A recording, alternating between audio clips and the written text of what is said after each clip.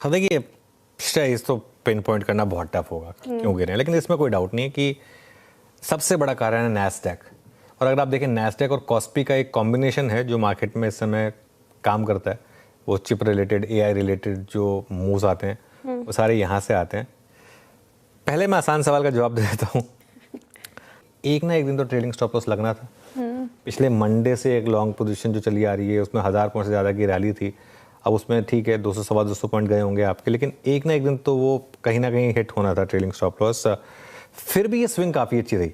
मैं कहता हूँ इवन अगर बैंक निफ्टी में आज अगर सपोज करिए हमारा ट्रेलिंग स्टॉप लॉस लग जाए और उसके नीचे हम बंद हो जाएं, जो लेवल करीब करीब 57, 257, 400 का है, और उसके नीचे अगर बंद हो जाएं तो भी मोटा मुनाफा कमा के दिया है आपको बैंक निफ्टी ने। ठीक है, और ठीक है एक ना एक दिन जैसे मैंने कहा कि ट्रेलिंग स्टॉप लॉस लगना था। हाँ, जिन्होंने आज लिया होगा उनके लिए जरूर आज मार्केट ने एक इंटरडे में स्टॉप लॉस लगा दिया। ठीक है, आज जो मार्केट में गिरावट है वो थोड़ी सी एक घबराहट है मार्केट में कि कहीं ग्लोबल मार्केट में बड़ी करेक्शन की तो शुरुआत नहीं हो रही है। ठीक है, अब लेकिन मेरा ये मानना है कि हमारे मार्केट का इतना गिरने का कोई लॉजिक नहीं था। जब कॉस्पी 50% भागा था, ऐसा तो है नहीं कि हम भागे थे साथ साथ। जब भाई कॉस्पी गिर रहा है तो हम भी गिरे। हाँ, वो मार्केट जब भागी तो हम तो भागे नहीं, अब वो मार्केट गिर रही तो हम क्यों गिरे, लेकिन फैक्ट तो फैक्ट है कि गिरे हम। और एक कहीं ना कहीं सेंटीमेंट पे इम्पैक्ट है। आई थिंक कॉस्पी से ज़्यादा नैस्डैक की गिरावट मार्केट को थोड़ा सा डरा रही है क्योंकि वो लीडर है ग्लोबल मार्केट का। लेकिन ऐसा नहीं कि हमारी मार्केट के लिए पॉजिटिव फैक्टर नहीं है। कच्चा तेल अभी भी $77 के नीचे है। एक्चुअली अगर आप देखें तो कल तो हम 80 पर थे, आज हम 77 के करीब हैं, तो उस हिसाब से ये पॉजिटिव है। थोड़ा मुझे लग रहा है आज एक्सपायरी प्रेशर भी है मार्केट के ऊपर, क्योंकि आई थिंक किसी ने नहीं सोचा था कि मार्केट इस तरीके से वन वे गिरेगा। एक सेंस थी कि ठीक है थोड़ा गिरेगा, लेकिन अनुज मोर और लेस निफ्टी बैंक जो है वो 10 डिमा की ट्रेजेक्ट्री, और हमने 50 और मेरे ख्याल से 10 ऑन निफ्टी भी ऑलमोस्ट किस कर ही लिया है। कूलिंग ऑफ हुई है इंडस्ट्रीज की। आज हमने ग्लोबल मार्केट्स के सेल ऑफ में पार्टिसिपेट किया। किरदार कुछ एक्सपायरी का रहा। कैसे रीड कर रहे हैं इस क्लोजिंग को और कल के लिए क्या व्यू रखें? देखिए वीरू, एक दिन तो वो ट्रेलिंग स्टॉप लॉस लगना था। और बिल्कुल सही कहा आपने, आज हम एग्जैक्ट 20 डेमा के काफ़ी करीब हैं ऑलमोस्ट। जैसा आपने बोला कि उसको किस कर रहे हैं, तो आज ट्रेलिंग स्टॉप लॉस लगा हमारा। फिर भी एक अच्छी स्विंग मिली है, मैं एक चीज़ कहूँगा। और अगर आपने इस पूरी स्विंग में पार्टिसिपेट किया है तो अब बाहर हो जाइए यहाँ से और चांस मत लीजिए। देखिए एक अप्रोच ये है कि फ्यूचर्स ऑलरेडी 800-900 पॉइंट नीचे हैं।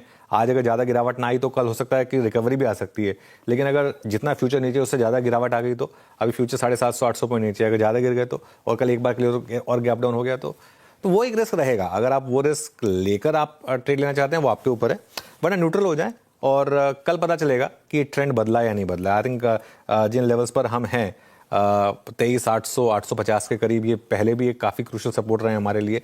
तो डाउन ट्रेंड शुरू हुआ या नहीं हुआ ये हमें कल पता चलेगा। मतलब एकदम 23,800 के नीचे बंद होने पर तो पक्का ही क्लियर कट था कि आपको एग्जिट करना है। लेकिन पहली चीज़ है, फ्रेश तो नहीं खरीदना है। ठीक है।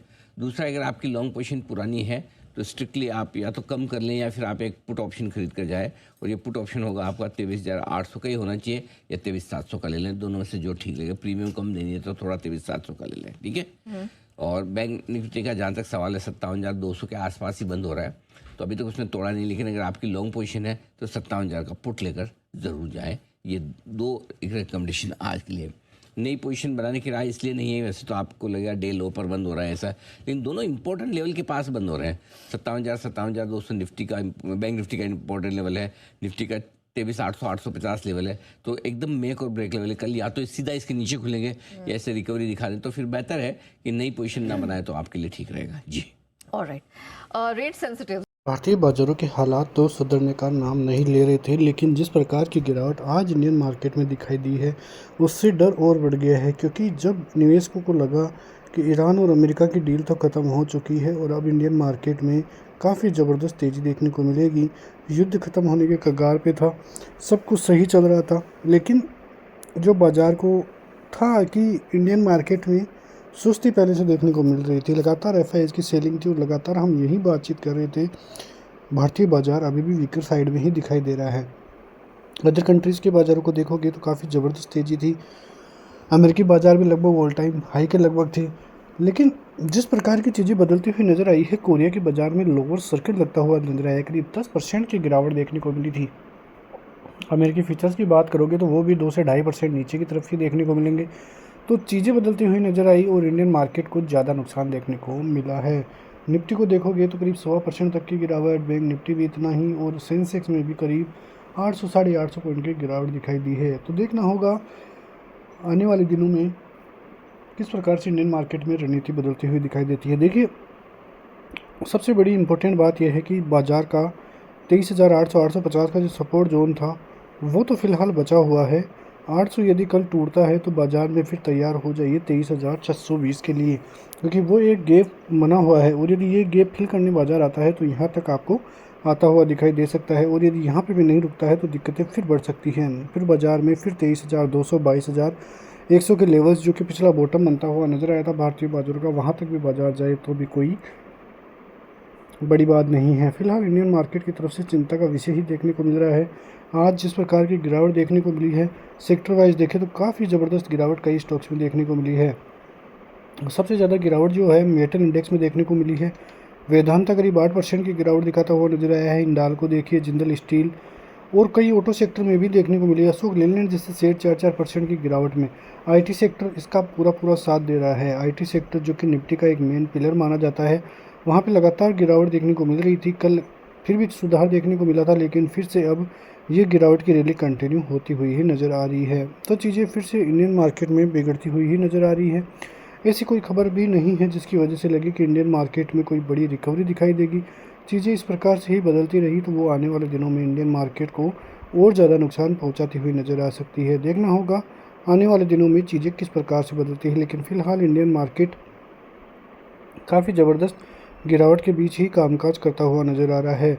निफ्टी फ़िलहाल तो 23,800 के ऊपर की क्लोजिंग है, लेकिन कल यदि 23,800 को भी तोड़ता है तो 650 और 600 तक के लेवल्स आसानी से आपको दिखाई दे सकते हैं। ऊपर की तरफ फिर से बाजार जब तक 24,100 को पार नहीं करेगा तब तक कोई बड़ी रैली की संभावनाएं दिखाई नहीं दे रही है। बैंक निफ्टी भी 57,000 के लगभग आता हुआ नजर आया है। 56,800 56,550 ये दो सपोर्ट जोन इंपॉर्टेंट है। यदि ये भी टूटते हैं तो बहुत बड़ी दिक्कतें इंडियन मार्केट के लिए बढ़ती हुई नज़र आ सकती है। तो समझना होगा कि इंडियन मार्केट में किस प्रकार से अब फिर से चिंता के बादल छाते हुए नज़र आ रहे हैं। मिलते हैं नेक्स्ट वीडियो में, तब तक के लिए जय हिंद।